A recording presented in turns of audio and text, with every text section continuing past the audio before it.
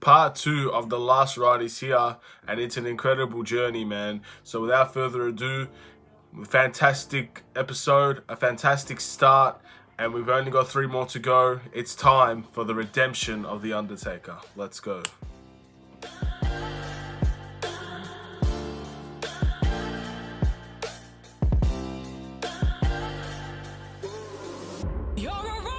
What's up, everybody? It's the Sports Code, aka Aiden, and welcome back to another video. This is going to be episode 2 of the Last Ride review and opinions. Now, of course, it came out yesterday, and from here on in, it should be uploaded on the day of release, but this is going to be the last time that it's going to be released a day after, so sorry for any inconvenience there. But before we get started, man, please like and subscribe to the Sports Code YouTube channel. Turn notifications on, man. Share the video and the playlist. Share your opinions as well in the comments below. Let me know what you guys thought of this episode and of the review as well. And let's get started, man. So this all started pretty much at the very end of the Roman Reigns and Undertaker match, and it was Undertaker reviewing his match. And it starts from it's very sad the way that he reacted to his match, because it's sort of a way where he didn't make any excuses for himself, and at the end of the day, people didn't like the match and he didn't like the match. So he spent a lot of time contemplating if he wanted to come back or not. He didn't want to leave on that foot. He didn't want to leave the WWE with a match that made him look less of what he used to be, or less of what he is.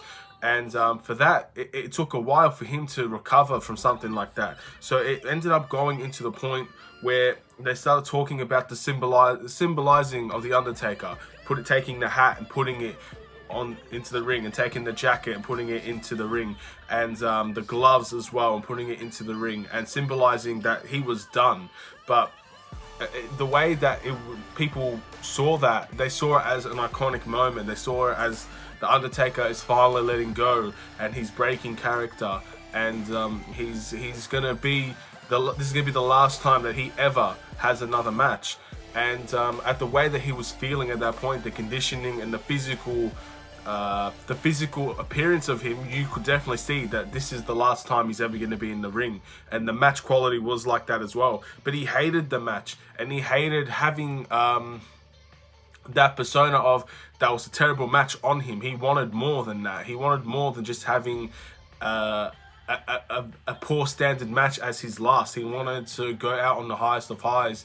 And he even mentioned it later on in the episode. It's more about, of course, it's about the fans, giving fans a great show, but it's also about his ego. It's also about him leaving on the level that he wants. And it's hard to see that in someone, especially yourself.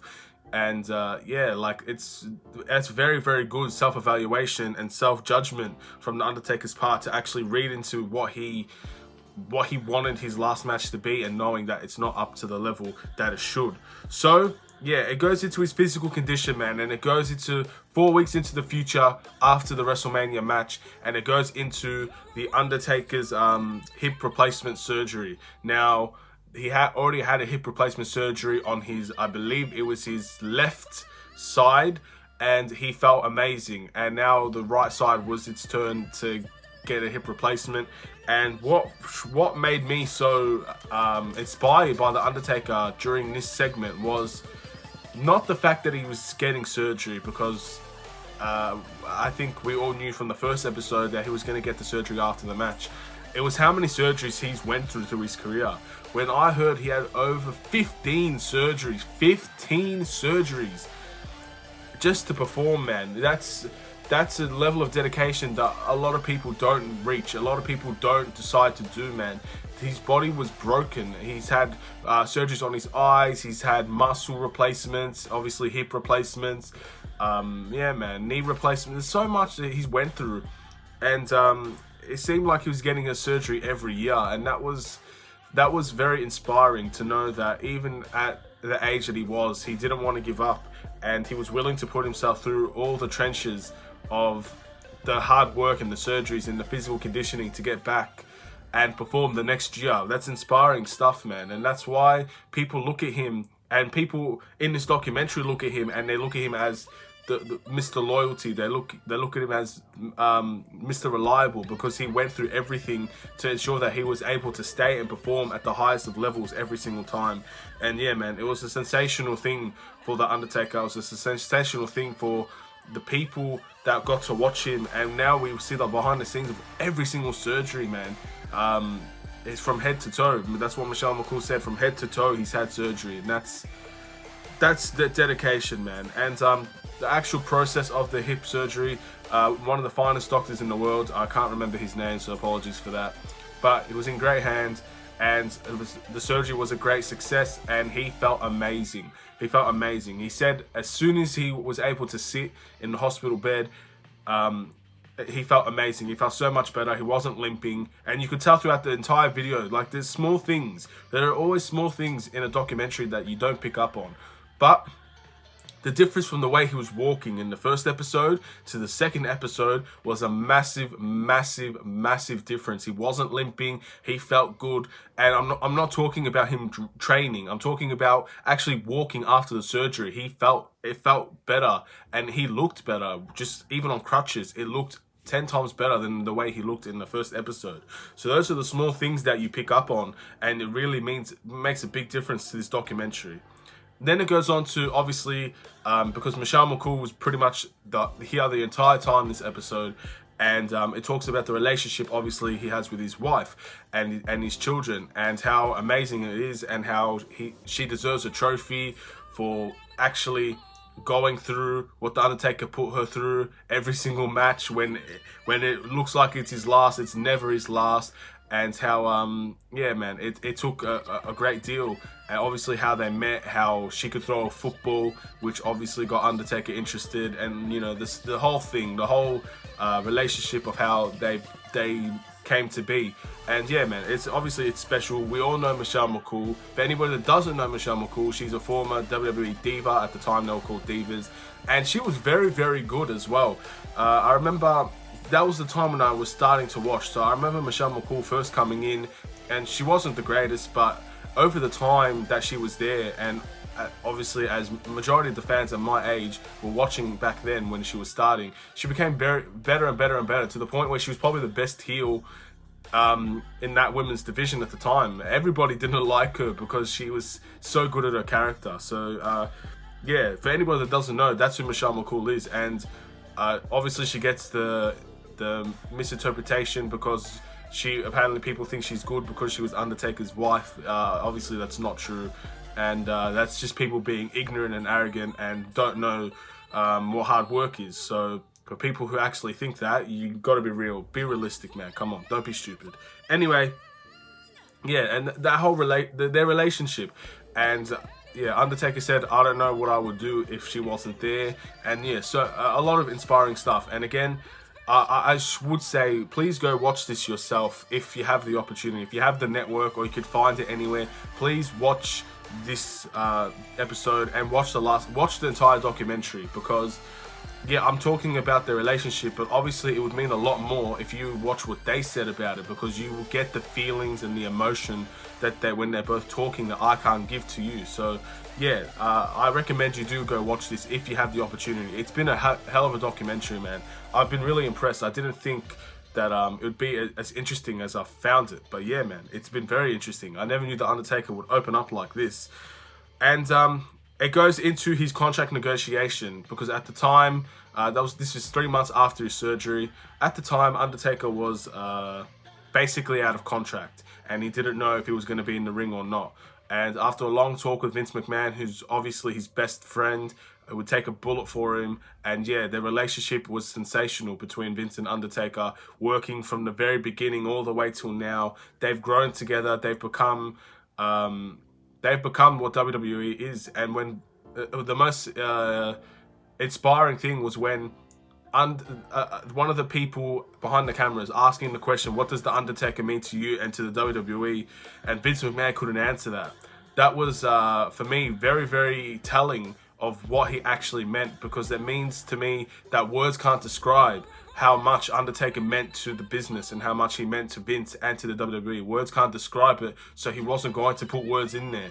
again, man, Vince McMahon is a hell of a storyteller, and sometimes when he doesn't even need to answer a question to tell the story.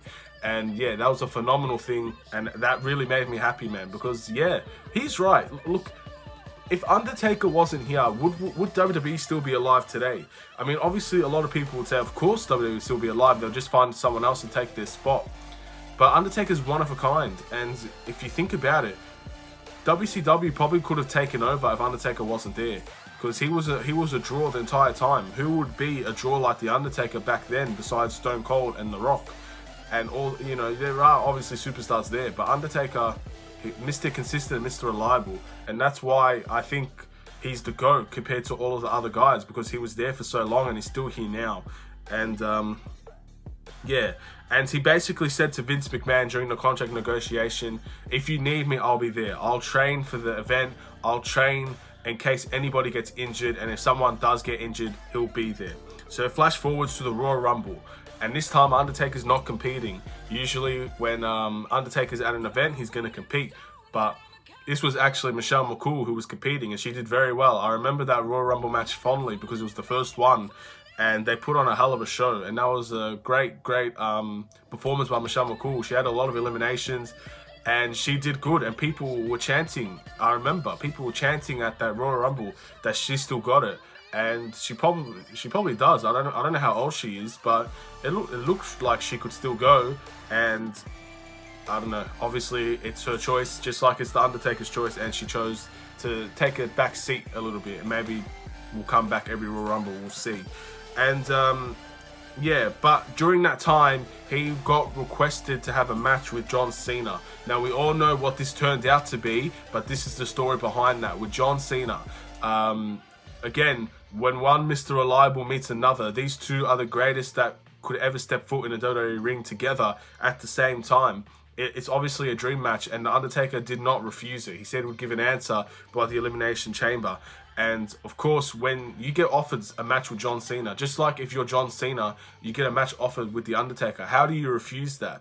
And of course, physical well-being is first. So obviously, that's the only real way you refuse that. But if you're physically healthy and John Cena is physically healthy and they're both available for the show, that's an iconic match, and you know that it's so hard to turn down. And at the end, he started to train, and he trained physically and emotionally and mentally. He said this was the toughest he ever trained, really. And at his age, at the way that he was wrestling, he looked good. And the training he did, he looked good. And that's the Undertaker, man. He's either going to go 100% or he's not going to go at all. And he went 100% at this. He trained, he lost 30 pounds. Even Primo was there to help him train. And we all love Primo, don't we? We don't see him much on WWE anymore because I think he's released. And even if he wasn't, he just was not on TV that often. But he's a fantastic wrestler, Primo, and people don't see that enough, but he is. And he helped Undertaker train, and even Primo said that Undertaker looked amazing and he looked really good. But yeah, but he still didn't really have the answer until he watched his match back. This goes all the way back to the start of the episode when he was watching his match, and he just knew he could not let it slide. He could not let this slide. He could not let this match end up being his last, because what a match to go out with that match. He had to have a redemption, and that's why this whole episode is called the redemption episode, because he wanted to redeem himself from that terrible performance. And he did, man, he did. But like, we'll get to obviously the match with John Cena. So if anybody that doesn't know the actual meaning behind the match or the storyline, basically John Cena called out The Undertaker for many, I would say at least after Elimination Chamber, I would say. And he was calling him, saying he has no balls, that he's posting workout videos on his wife's Instagram, so he knows he's not broken down, and that how could you turn down the WWE Universe when they want you? Every night on Raw, you would see Undertaker, and you would see John Cena mocking the Undertaker, making fun of the Undertaker, and basically challenging him. To which John Cena said, "If Undertaker doesn't show up, I'm either coming as his opponent or as a fan." And he came as a fan until obviously the Undertaker appears. And the match itself, was very short. I could say that, but I loved the match. It was one of the more memorable matches on that WrestleMania card because Undertaker looked amazing. You put those two matches together. Yes, the Roman Reigns match was longer, probably had more significance because of the whole meaning at the end of the match. But the match between John Cena and Undertaker was leaps and bounds better. And sometimes you don't need the longest match to make the biggest impact. I mean, people... Again, I'm going to compare with my favorite Undertaker match, which is Undertaker Shawn Michaels at WrestleMania 25. You compare that match, that was 45 to 50 minutes of pure gold wrestling, and it made a hell of an impact. But this match was what? 10 minutes? Maybe a little bit less? Maybe even... No, it was like 2 minutes or something like that. It wasn't that long of a match, but it made just as big of an impact to me because he looked amazing in those 5 minutes, 2 to 5 to 10 minutes. I can't remember how long the match was, but that match, he looked amazing. And it reflected in his attitude after the match. After everything was done, Undertaker obviously beat John Cena. He went back to the locker room and he said, I think I can go again. I think I can have one more match. I think I have one more match left in me. I asked my body to do things and it didn't, I wasn't thinking about it. I just did it. And you could tell with the flying clothesline, with the, I forget what the name is, but obviously when he jumps from the turnbuckle and hits you in the back and everything, like he looked amazing. And that's how it kind of kicked off, and that's kind of how it ended. He said at the end, if I had to retire, I will, but the question is, do I want to retire? So obviously when you have a good match like that and you feel amazing, those things get back into your head, man, that you think about it and you think maybe I can keep going. And obviously we know that he does keep going, and this goes into the end of the episode. So that's the end. Now with chapter 3, it talks about how the greatest the match of Saudi Arabia with Shawn Michaels and Triple H, and obviously not performing there. So we have a lot to look forward to in the next episode of The Last Ride. So that's the end of this this video. What did I think of The Last Ride episode 2?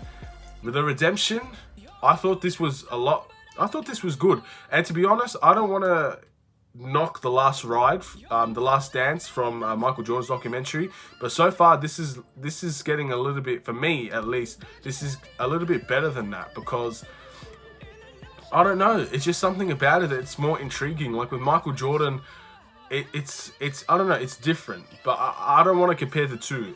At the end of the day, it's different. And I thought this was a very, very good episode. Once again, you got to see the real Undertaker opening up, and you got to see how he is behind closed doors. And for me, that's the most telling thing, how he's so different, how he's humble, he's not really arrogant, and he also wants the best out of everything he can do. And yeah, it's inspiring to see. Anyway, that's the review. Thank you guys for watching. Please like and subscribe for more.